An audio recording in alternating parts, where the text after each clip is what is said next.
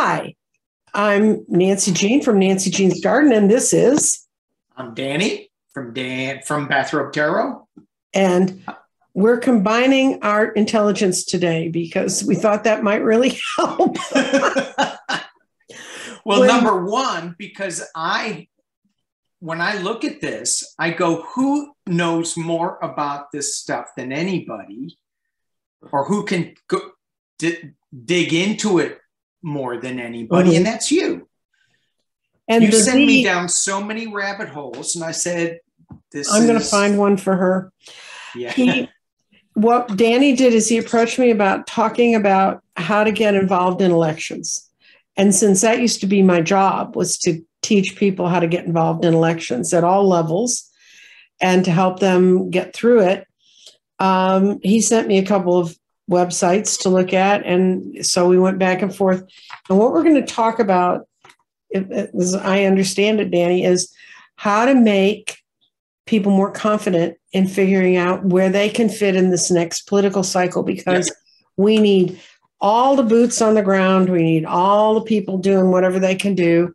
And there really is something anyone can do in a campaign. And this year, now it's going to be a general thing, and I'll refer to a lot of stuff I know, most of which I've run major campaigns in Texas, and it was a big campaign, but it was a issue campaign in Massachusetts. So their laws are different. So you kind of got to know your area. So kind of what's your goal with this, Danny, for us to have? Well, and my goal, I think there's so much that we individually can do, and there's something for everybody. But this last shooting in Texas I'm just so pissed off at these politicians. I want to keep that on our minds. So, I've got it in my calendar to do a show on gun violence, not violence, but gun safety or whatever, every month or something, to keep it in our minds and to get our elected officials in front of them. Maybe talk to advertisers, and say, hey, we're going to be pulling your funding. There's something that we can do to make an impact. And so this is the first video that we're going to talk about how we can make an impact to effectively change the world while still doing our thoughts and prayers, because I think that is hugely powerful. But also picking up the phone is another powerful tool too. Okay. Do you want to start with picking up the phone? Because sure. There's an app you can get on your phone, and it's called 5 Calls. And what it is, this came up when we were fighting for ACA, which is also known as Obamacare. What would happen is we would know, we had people actually calling their congressmen and stuff, and the congressman would come out and he'd go, well, I don't have no reports of any calls. My constituents don't care about this. So they came up with this automated system. So if you called, they'd say, do you want to call your congressman or your senator? And you'd text back yes. And then they would send you the phone numbers, their like local office or state office or federal office, whichever one. And they kind of give you an idea of a message of like what was the issue that was up right now, because whether you realize or not, there's a lot of weird moving parts when ACA was going through for passage. And I was having meetings at my house and projecting up computerized messages from the White House about it to get people up and educated. So we wanted people's calls, we wanted their notes, we wanted whatever they did to count. So we found out that with these services, they could track your call. They were sort of tied into it. What had happened is you'd say, yes, I made the call. And they'd ask you a tick down of who did you contact and what did you say? So the next time the congressman came out and said, nobody in my district seems to care about health care, we're just fine, someone would be there from those organizations and say, well, what about these 30,000 phone calls you've gotten? and it stopped it cold. They couldn't say, so 5 calls set you up, and they will ask you issues you're interested in, and they'll let you know when things are up and when you need to be contacting your congressman, your state senator, whatever level it needs to go to. They also do some local issues. So you might think about that, because that's the way you make your phone call, and then it's followed up and tracked, and they have a way of letting people know it's happened. Right. And we're going to put all these things down below the video. Right. So you guys can check that out and click on it. And then one of the things is there's a lot of organizations that can teach you some basic skills. We're going to go through that. But one thing is there's one group that I think has everybody else beat. It's called Ballotpedia. Mm-hmm. And it's bipartisan, so don't freak out about that. I actually get a weekly newsletter from both sides to see how things are working out.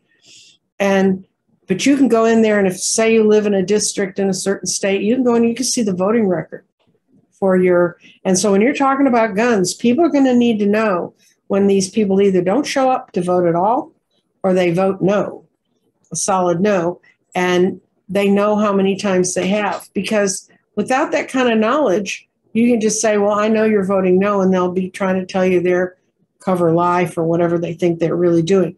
Ballotpedia also goes down to local races, mayor races, city councils. And those are important too, because those folks can put a lot of pressure on the folks above them if they really want to. And so that's Ballotpedia, and that will be in there. So did you have another group you want to talk about, Danny? Well, the one that has kept coming up to me from one of the subscribers is Field Team 6. Mm-hmm. And I don't know if we were talking about that backstage or in the very beginning, but that is a really great website, although it's in limited states. Mm-hmm. But it's a great website that will allow you, when you dig into it, that you can just write postcards from your house. So let's say you're afraid to pick up the phone and call somebody, then write postcards, send postcards out. That is, and one of the things, if you have a handwritten postcard, that tends not to get overlooked versus one that's all typed up. It's just like, okay, another one, oh, someone took the time to handwrite this. Mm-hmm. They will spend another 5 seconds before they throw it away. And they're still going to throw it away, but and not only that, but if it's from, I can tell you, because I used to run walking campaigns, and the most important person to come up to your doorstep in a walking campaign, and we're talking at city council level, but it's actually any level. Because I did talk to Sheldon Whitehouse. He walked all of Rhode Island. Of course, he could. It's smaller than Texas. It's smaller than Dallas. But I had a city council member, and when she showed up at the door, that was people talked about it. And we know from just sort of catching it from the neighbors around her that were her supporters. If the candidate, we figured out if she showed up at a door, 8 of the neighbors would know it through the neighborhood, everybody talking to everybody. Okay. Now, if someone shows up from their neighborhood and said, I'm supporting this person, and here's why. And when I used to run walking programs, we educated every single walker so they knew, and it wasn't just they could talk about the candidates' talking points. My first place to start, and this might be a good place for you to start in your own heart, is, why am I here? Mm-hmm. What is so important about what's going on here that I am here? And you start from that point, and then you move out.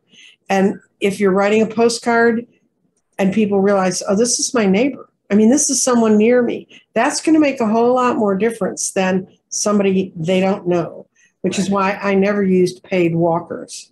I always used people that were in the neighborhoods. And back when we were working with Obama, we had 2 older women that lived in this one precinct, but neither one wanted to walk it alone. So we paired them up. and they both had dogs. They had dogs that they had to walk every day. And so they started walking in June in Texas, which is not anyway. But they would pick their times. They'd go out early. They go out later in the evening. I mean, in the evening just before it got dark. But they walk. They start out just we'll walk our little neighborhood. Then they ended up they walked two precincts. These little old ladies walked because they had such a good time meeting people and talking to them and meeting people who'd never voted. And they'd say, I voted every election of my life, and this is why you need to now. But they each had the very own strong personal story about what things meant to them. And even if you don't think you have that story, you will have that story after you, like, I had a candidate once who I had to convince to walk. And after the second day of walking, she said, I have every story I need for the rest of my campaign about what's happening in my district. It's so interesting because you're meeting people you wouldn't meet any other way. And I always had walkers walk together. And some people still have very firm friendships from that. So that's walking. Phoning, I don't phone because the governor's off my brain. And if they hit me the wrong way with the wrong statement, and you're representing the candidate, so you can't say the words I would want to say to that person. So I don't call very often. But if you're calm and you like talking to people and you just get in, get your message and get out. And what you're going to mostly run into is the answering machines anyway.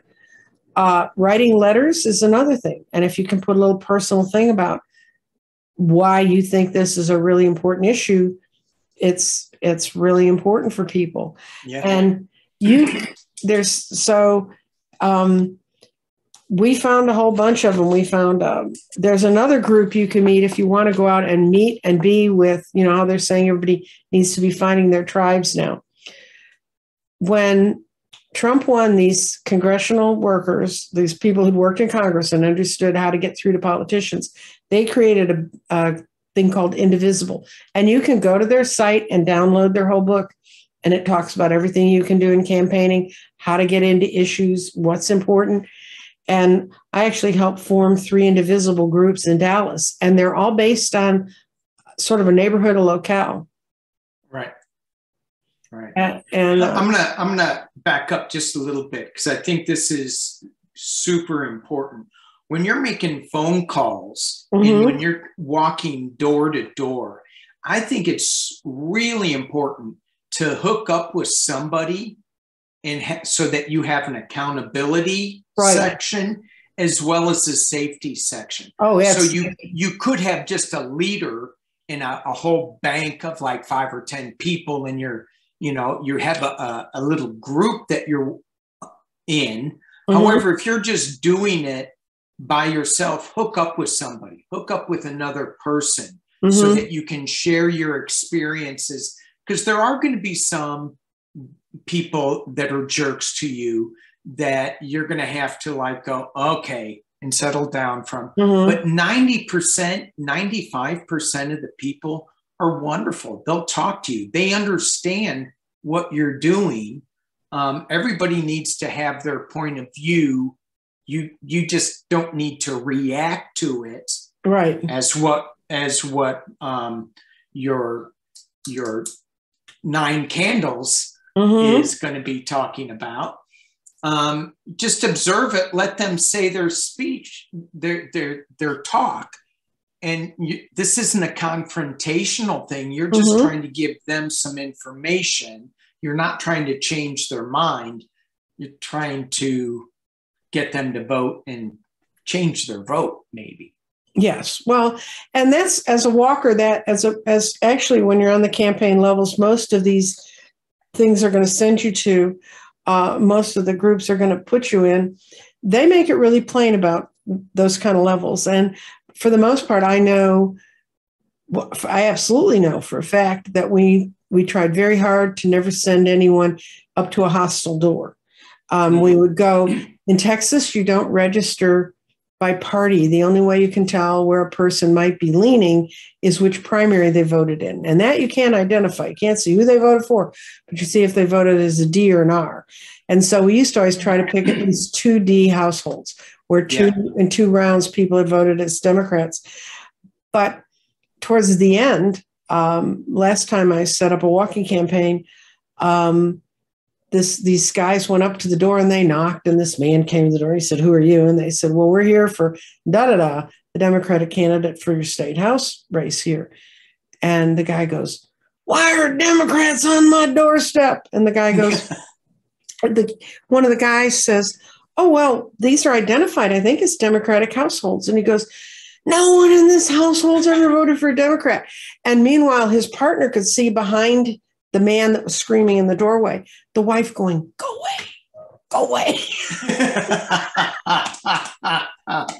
But we do our level best to get, and it's kind of a funny story, and we felt badly away. We might have gotten her butt in a crack, but but there's so many people that aren't voting, so many Democrats that are not voting. So that makes a great point. And Field Team 6 does that. Mm-hmm. We're going to Democrat houses. Let's get them to vote. Right. So, and come up with an accountability plan, and even within your own life, come up with an accountability plan. One of the things an Indivisible group found was they would have dinner parties during early voting, and they'd invite people over, and then they'd have a van pull up, and they'd stuff them in the van and drag them to the polling place. Because people always can find an excuse to go. So on the Saturday and Sunday voting, they go, "No, come on, you had food. We're going to go over and vote." And one guy actually walked up to Rob, who was kind of putting these together, and he said, "I thought it'd be a whole lot more painful. You see all those long lines and you see all this stuff." And it's like, no, it doesn't have to be that way. And in Texas, I know in other states it's different, but there's a lot of these programs that have registering people to vote, where you can go out and find someone. "I just don't know how to register. I mean, I don't know what to do." And in Texas, every kid, when they turn 18, is supposed to be able to go to the main office of their high school and get their voter reg card, right? Right. We're in Texas, so you can imagine how often that happens. So we used to have days when we would go and be in the cafeteria, and we'd register kids to vote there. And we talked to them about, we had people educated about how to go to the polls, what to do, so that they wasn't some fearful, "Oh God, I don't know what I'm going into" sort of thing. Yeah.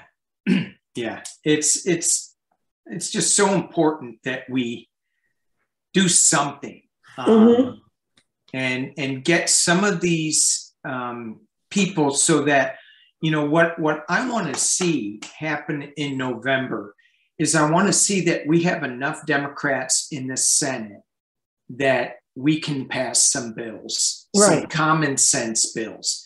I don't believe the Democrats are perfect in every way. They're going to make some mistakes, but they're going to make they're going to make our lives so much better than where it is right now. If we just pass some common sense laws. Right. And that's all we're asking for. And I know your point and position is guns. In 2 weeks, every woman who is of a childbearing age is going to be oppressed by the government. So, yes, and if that's your issue, fine. And there are groups. There's NARAL and there's Planned Parenthood and other groups. Yeah. And they're perfectly legitimate. They work out with campaigns and getting people out to work campaigns. Right. Trust me, when you're mounting a campaign, you're trying to get people out to walk, you'll take your volunteers from pretty much everywhere. And the people who run the campaigns really want to help you succeed, because that's the only way we would succeed, is if you did. And there's a huge change in the wind. And I can tell you that last weekend they had a protest outside of Cornyn's office here in Dallas. It's actually like 2.5 miles from my house. David Hogg was there, and he's been to a lot of rallies around places about guns in Texas. He said this is the first rally he ever went to where there weren't armed people in the edge of the crowd trying to intimidate him.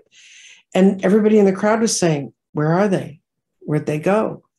And you don't know. This is bad enough. What happened in Uvalde is bad enough that people who'd be even those kind of AHs would not want their neighbors to see them out being those kinds of AHs. Or they don't want their picture taken being there. But whatever it is, they're not going to be there intimidating you. And so if you get a chance to march, my friend that ended up setting up dinner parties, he, after the Orange Menace was elected, he was, how can you sit here? You've worked in this. This is so horrible. And I said, yeah, it's horrible. And then they were having the marches about the Muslim immigration laws. And I said, go down and march. And he goes, oh, I can't march in a crowd full of strange people. And I said, if you go down there and march and you all are of the same mindset, you're not going to be alone long. Well, he went down, he talked a friend of his into going with him. They went down, they marched, and Rob marched. He's been marching ever since. I mean, he found the power of being with people who have the same feelings you do is so empowering to you, and it helps you grow so much, helps your own sense of what you believe is right to be okay. So all I can tell you is we're going to have a whole lot of lists there. And if one of them doesn't work for you, just Google your area.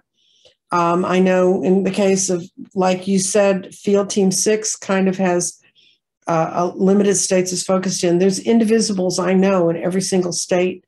Mm-hmm. And they have, there's one Indivisible group that I help work with, and they're called the WOW. They're the Wise Old Women. And they organize the crap out of everything, you know, and they're a good place to go. And it's good. It's a way to start to find your tribe for your belief systems. And if the first group is a little bit hostile, go to the next one, because, you know, they're normally not. But, you know, the other thing is when you go, when you go and you say, I'm a complete political novice, there will be some that will give you the side eye, like, what took you so long? But I guarantee you there's going to be 3 or 4 of them in there that are going to say, thank you, honey, and you've arrived now. Yeah. And the thing with Field Team 6, and I'm looking at their map right now, you know, they have California on there. And I'm like, really? Really? You need California needs help. Really? Especially the center part, because they're talking about splitting away. I mean, it's very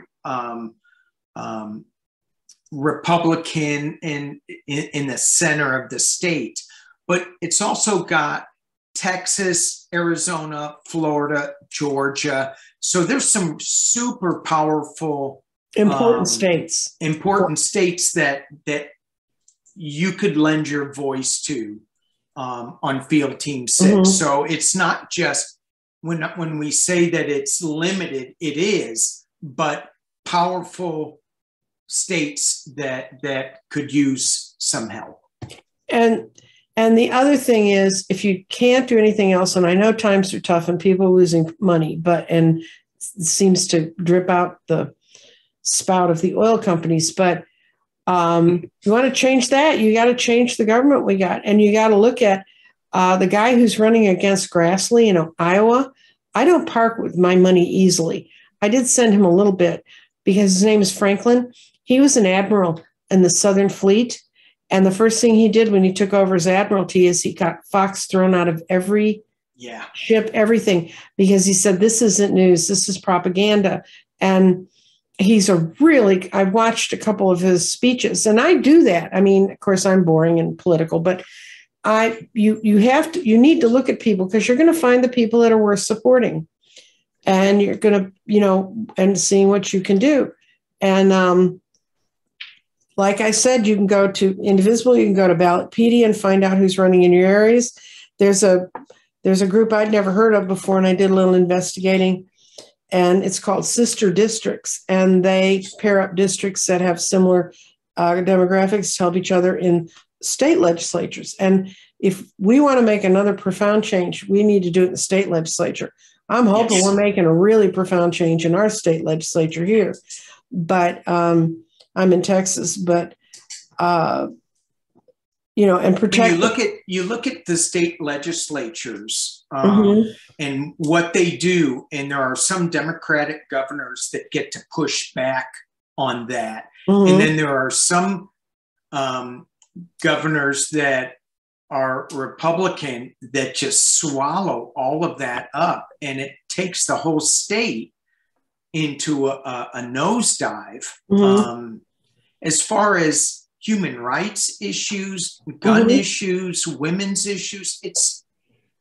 To me, it's just mind-boggling how they can be so backwards. Well, it was a targeted move. There was a movement in 2010 called Project Red, and after Obama got elected, Koch brother money and a bunch of other people's money was in this, and they hired this young guy and a bunch of statisticians, and they figured out the best way and which were the state houses and state governorships they could take over most easily. And they poured a ton of money into those, and that's how they started it. And the other problem that we have in Texas is once people they understand who the power structure is, people, because they view politics as a team sport, which I think is dumb. But anyway, they want to be with the winners. And so 2010 set up this whole cycle. And then they took over all these governorships and they started gerrymandering. And you'll hear that word. It means to push, either create a district where all the voters are so spread out that they try to, it's called pack or crack. They either try to pack as many of a certain group into one district as they can legally with the numbers, or then crack is where they split them out so that there's only 10 to 20% of any designated voting area has this group in it, even though that means cutting them up all sorts of ways. It isn't even contiguous. We had one congressional district in Texas that it took almost a day to drive from east to west, because they're so selecting out the Hispanic vote that went along there. I've run races where there were 16 counties in it. Of course, one of those counties had more cows than people, but so how did they vote? The cows probably more intelligently than their bosses. But so there's all this stuff has gone on, but the reason they got away with it was because no one was looking. There was no press covering it. People were too busy worrying about the color of jacket Obama was wearing, the suit coat he was wearing. But now we have a chance, if we can get everyone we can to go in with us. And if you have a friend who just wants to sit there and bitch, and one thing I won't do, if you ever watch me talk about politics on YouTube, which is kind of, it's like with Danny and then on Sunday with Scott a little bit. The only times I do it, and I will not feed fear. And one thing I hold against many readers is that they fed fear for so long. And they made people feel powerless. And you are not powerless. We have millions and millions. They have millions and millions of dollars, and we have millions and millions of us. Yeah. And I think that is a good place to leave it at. Stop it today. Yes. So let's do something. Just take a look at this list that we have below the video. Just go through a couple of websites, see what rings to you, see if anything does. Just try something. Try something besides going, I want this to change, because a reader isn't going to make it change. Individually, we're going to make it change. A card is not going to do it. So, well, and look inside your heart, and that will help direct you to where you need to work, because it's the things you care about that much that are going to make it where you want to work. Awesome. Okay. Well, thank you, Nancy Jean. Okay, and we'll get the list and everything out to everybody. Okay. Bye-bye. Thanks, everybody. Bye-bye.